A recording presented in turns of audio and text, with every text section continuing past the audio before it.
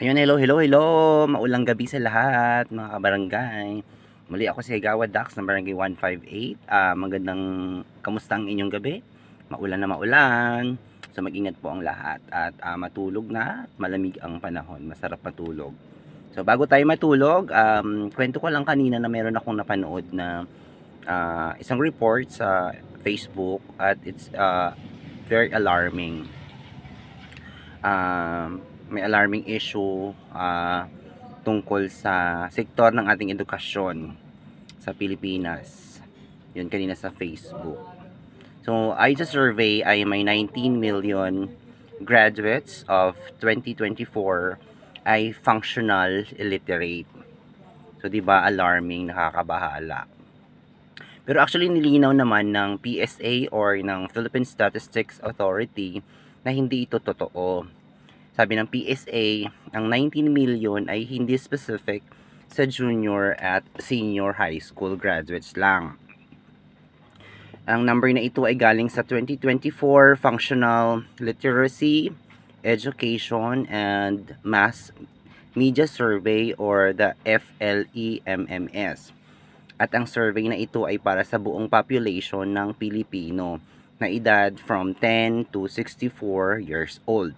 So ano nga ba ang ibig sabihin ng functionally illiterate? Ang ibig sabihin niyan ay marunong ka magbasa at magsulat. Basic literacy. Pero hirap ka gamitin yon sa totoong buhay. Tulad ng pag-intindi ng mga instructions, pagbabasa ng signs, pag-fill out ng mga forms, o paggawa ng mga simpleng math sa trabaho o araw-araw na gawain.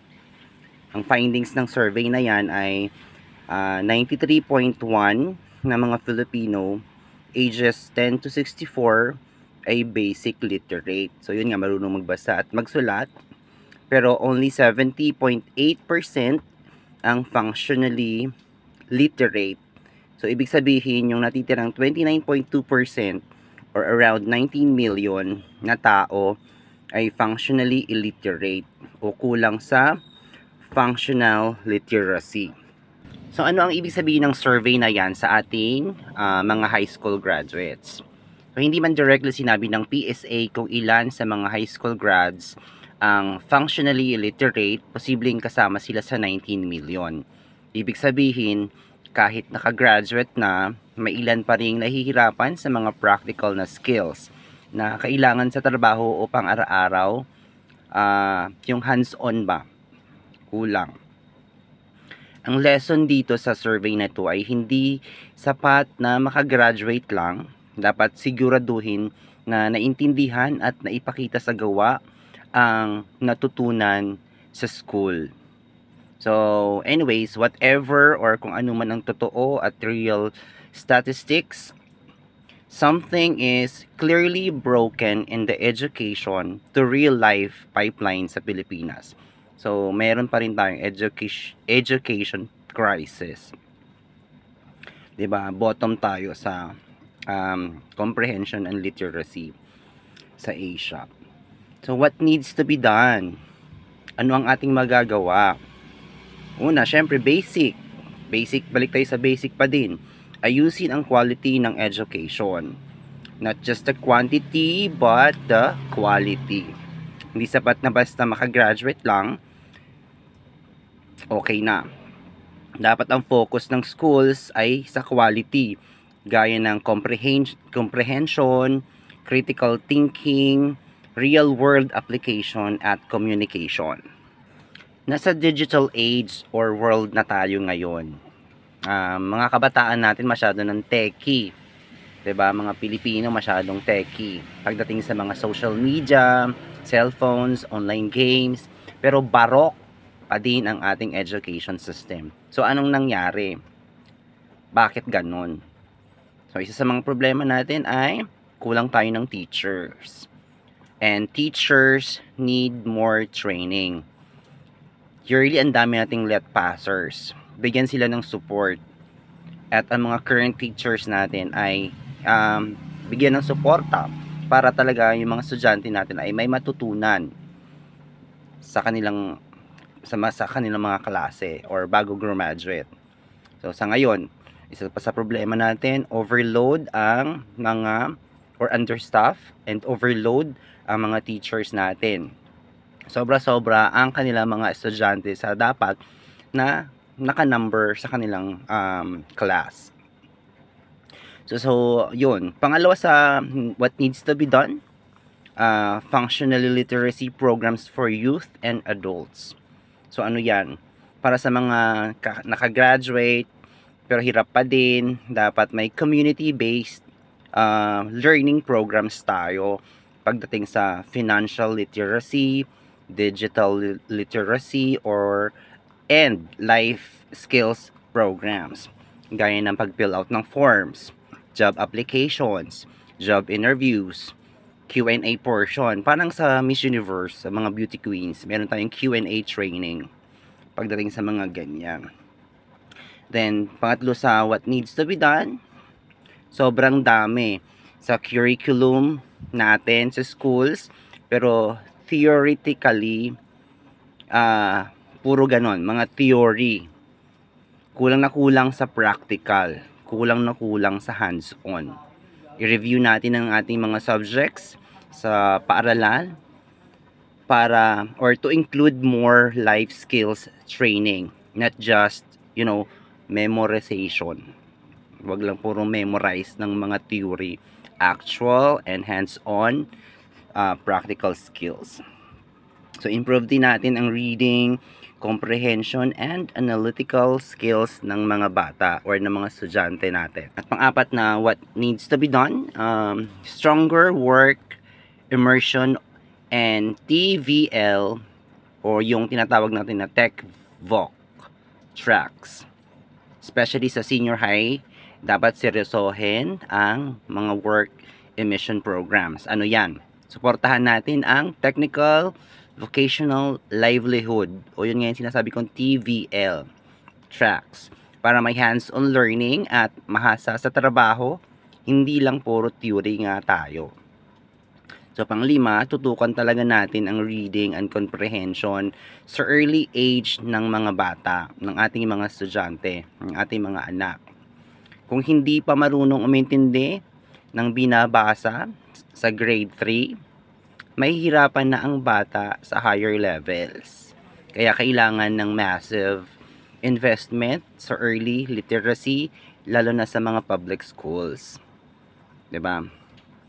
Sa pang-anim natin ay pwedeng gamitin ang media at LGUs sa pag-educate. Gamitin natin ang social media platforms, barangay centers at local government unit para mag-launch ng functional literacy campaigns, lalo na para sa mga out-of-school youth or unemployed adults. So pang-7 na what needs to be done ay accountability and assessment. Schools, teachers, and DepEd must track not just who passes, but who really learns.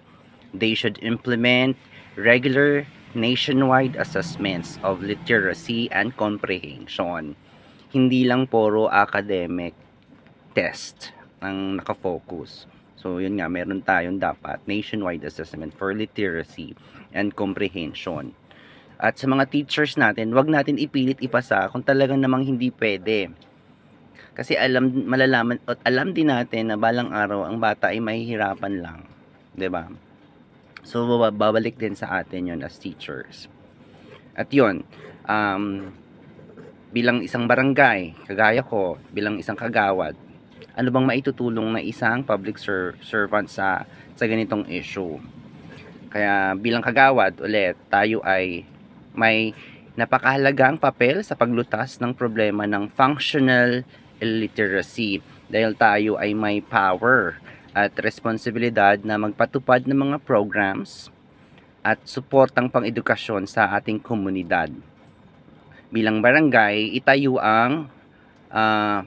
ang frontline ng komunidad. So, pwede tayong magsagawa ng education support programs gaya ng reading camps, tutorial sessions, at community learning sessions para sa mga batang hirap sa school or out of school youth. pwedeng makipagtulungan tayo sa DepEd or NGOs sa mga ganyang problema. At bilang barangay, pwede tayong gumawa ng mga barangay literacy volunteer program. Pwede tayong mag-recruit ng mga volunteers or retired teachers na pwedeng tumulong sa pagtuturo ng basic literacy at life skills. Monitoring and reporting. Alam natin sa barangay kung sino ang hindi naka-enroll o palaging absent sa school. So, dapat natin i-report yan sa DepEd or local school boards para mabigyan natin ng intervention. At of course, isupport natin ang ALS o yung Alternative Learning System. Sana sa mga barangay halls, meron tayong lugar para sa klase, access sa learning materials at suporta sa mga ALS learners. Diba? Sa barangay, mag-promote tayo ng mga education awareness. Gumamit tayo ng barangay meetings, flyers at social media para ipaalam sa mga magulang ang kahalagahan ng functional literacy at hindi lang ng diploma. At sa ating pamahalaan naman, LGU tsaka national, of course, dapat pondo at polisiya.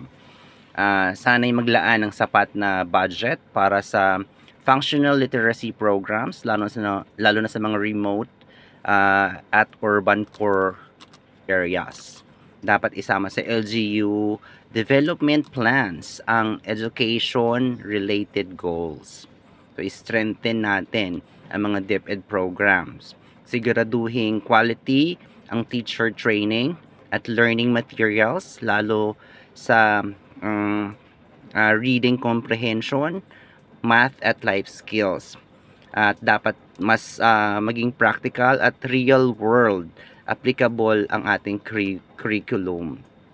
So, massive literacy campaign sa mga social media, TV, radio, para hikayatin ang mga tao na magbasa, matuto at sumali sa mga learning programs.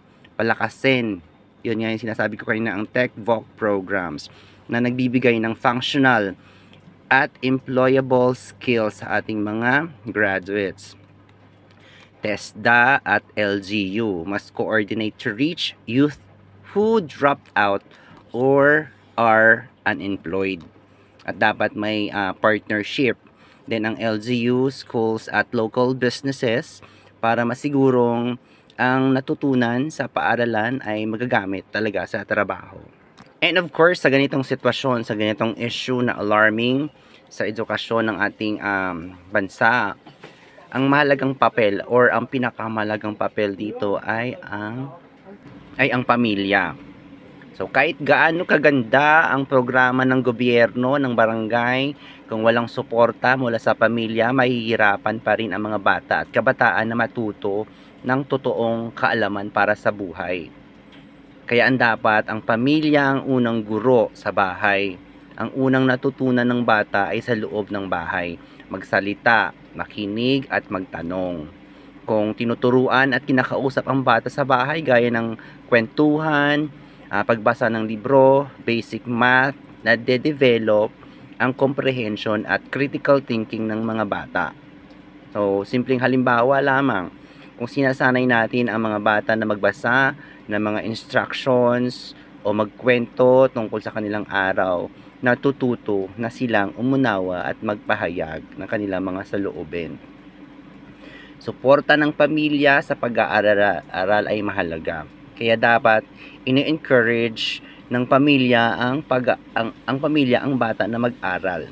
Hindi lang pagpasok sa school, kundi actual na binabantayan ng mga magulang ang bata para maunawaan ng bata kung ano yung at maintindihan ng bata kung bakit kailangan mag-aral. Bantayan kung may nahihirapan sa mga assignments o kung palaging pumapasok pero walang natutunan. Huwag lang natin iasa lahat sa mga teachers. Simpleng bonding at question and answer portion sa bata. Kagaya ng halimbawa, naintindihan mo ba yung lesson mo for today? Ano yung nangyari sa school? Or mga ganyan-ganyang simple questions banding mo sa iyong anak. paano yung lesson mo ngayong araw magagamit mo sa totoong buhay, yung mga ganun ba, bonding lang sa ating mga kabataan. Ang regular na komunikasyon sa bahay ay malaking tulong sa paglinang at pagpapalawak ng language, skills at comprehension ng bata. Kahit simpleng kwentuhan habang kumakain ay malaking bagay sa brain development ng iyong anak. So, yun din, role modeling. Kung ang magulang ay nagpapakita ng interest sa pagbabasa, pag-aaral at paglutas ng problema, ginagaya ito ng bata. Kahit hindi nakatapos na pag-aaral ang magulang, pwedeng maging ehemplo ng pagpupursige at pagkatuto sa buhay. Muli, kung ano ang nakikita ng bata sa magulang, tama man o mali, sa paningin ng bata, gagayahin at alam mo na, tingin ng bata yan, tama eh. Kasi ginagawa ng magulang. So, magiging role model tayo na mga parents. At kung may mga literacy programs, educational programs, ang barangay o LGU, makipag-ugnayan at makilahok tayo. At kasama natin yung mga anak natin. Ang pamilya, ang pinakaunang foundation ng functional literacy. Kung may malasakit, gabay at suporta ang pamilya, mas malaki ang chance na matuto talaga ang mga bata sa kakayahang kailangan sa totoong buhay. So yan lamang ang ating pinag-usapan, ang functional literacy. So sana nakatulong at sana bigyan natin suporta at i-focus, i-concentrate natin ang education ng ating mga bata. Yan lang, magandang gabi, mahaba na. Good night everyone!